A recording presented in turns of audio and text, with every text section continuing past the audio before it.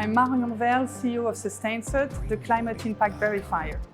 I'm delighted to be filming the first of our How to Net Zero Insight series here at Innovate4Climate in Bilbao, Spain.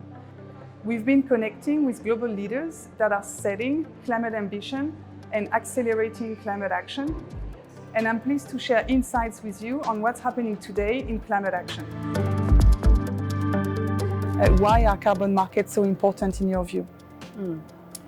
I think carbon markets can support and facilitate and accelerate the implementation of NDC and gather climate finance for further climate action, as well as engage the private sector.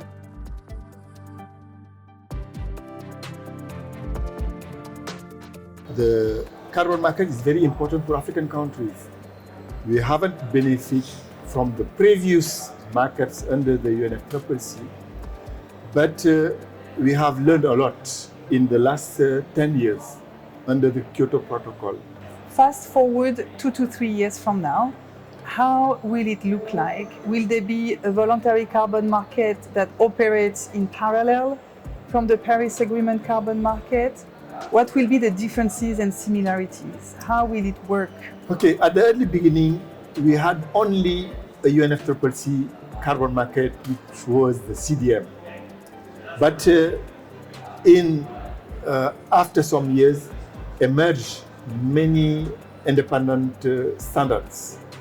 I think we will still have that difference between different standards to deliver emission reductions. I think in terms of methodologies, in terms of procedures, in terms of rules, there will be some convergence. You're senior researcher at the Wuppertal Institute on cont claim. So you've seen a shift in companies' mindsets. Yeah, that's what they're now open yeah. to considering other claims than carbon neutrality, and contribution claim could be one of them. Is this exactly. That's exactly what we learned here with this project, where we have really involved a broad range of stakeholders. The project was supported by the Allianz für Entwicklung und Klima. That's a German alliance on climate and development. Yeah. So what was the feedback from the those feedback was really on, of course, there were some still trying to identify the link. How can contribution claims be used for carbon neutrality claims? So this is also part of the process. Some really had to understand, to learn the new dimension, the new understanding of what the contribution claim can offer and cannot offer. So also the limits of the new model. But there were also some companies really saying that they, under the current situation, legal uncertainty, reputational risk, they will not use carbon neutrality as a claim based on offsets. So they are looking towards alternatives, and they want to communicate this in a transparent way. So are we seeing the end of carbon neutrality in your view?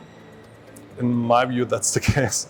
To reach the level of climate action called for in the Paris Agreement, we need to scale market and policy instruments that incentivize decarbonization and accelerate climate finance. I'm optimistic after speaking to some of the experts that are working to achieve this. However, we need to do much more. Whilst climate action has become unavoidable, it needs to reach a tipping point that will make it mainstream and unstoppable. Thank you for joining me and my guest on our first How to Net Zero Insights report.